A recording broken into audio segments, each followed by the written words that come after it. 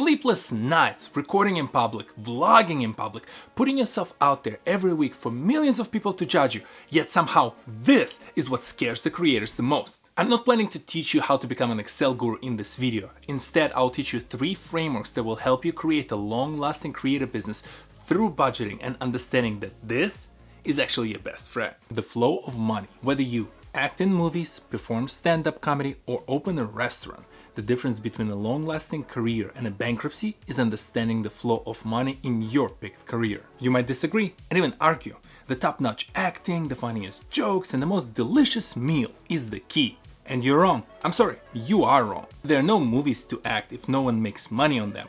There are no venues to perform in if the venue is not making money, and there's no kitchen to prep your exquisite meal in if the restaurant has no money to run. If you decide to be a pro in this space and you don't want to struggle and quit prematurely, you have to understand who and how makes money in this industry. How can you make the portion of that money and how you can keep that flow of funds going between all the parties involved. I recognize that some creatives feel dirty making money for their art, but think of money as a tool.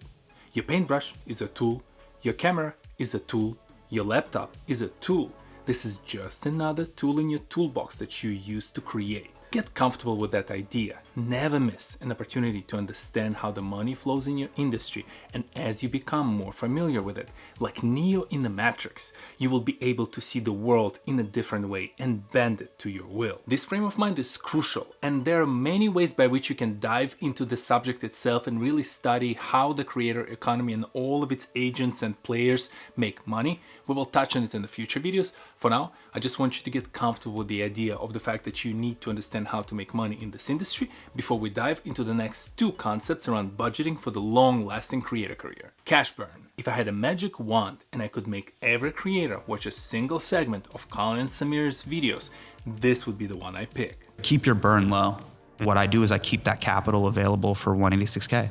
And the capital that we have available allows me to have Tyler, PV, we have a full-time team, and we're able to move quickly and nimbly on an opportunity.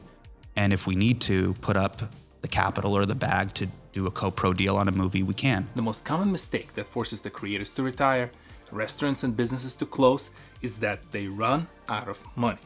I know, mind-blowing insights right there. But sure, we all think this concept is simple and you need to make money and they need to be positive, yet how many great restaurants and businesses with amazing products close down? And how many of the odd antique or furniture stores in your small town that barely make any revenue, yet still open for years? The difference between the 2 types of these businesses is the cash burn.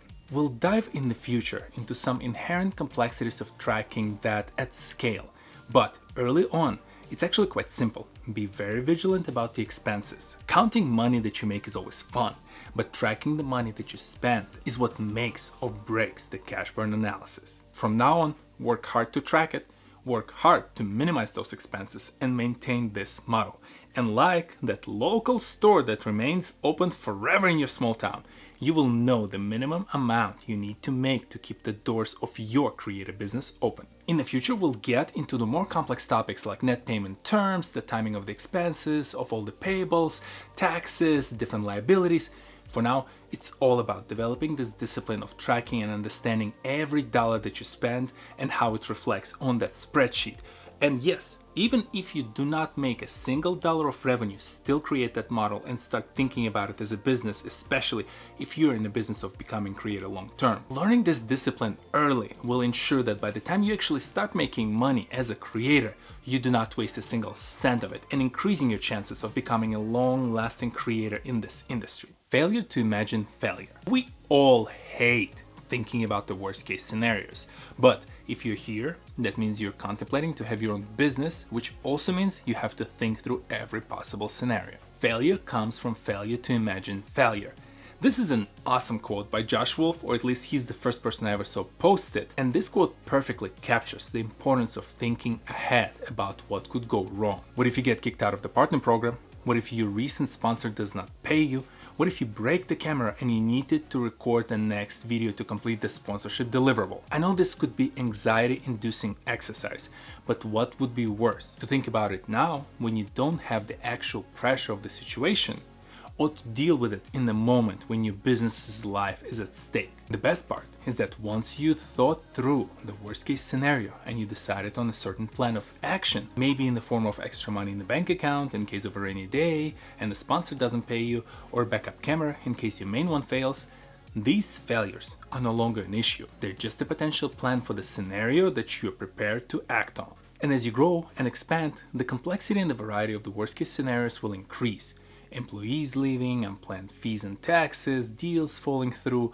But if you get comfortable with planning for these kinds of worst case scenarios, you will establish a rock solid foundation for your enterprise, no matter how big or small it will be. We will touch on additional layers of complexity for each one of these subjects. For now, learn these 3 frameworks and get comfortable with them. Your creator brand very likely carries your name on the title, so you need to make sure you can independently take care of it. And as you expand, as you build out the teams, or you decide to do it all by yourself, independently of what the scale is, you're ready and you're prepared to make it a long-lasting creator career. I'll see you next Saturday. Peace.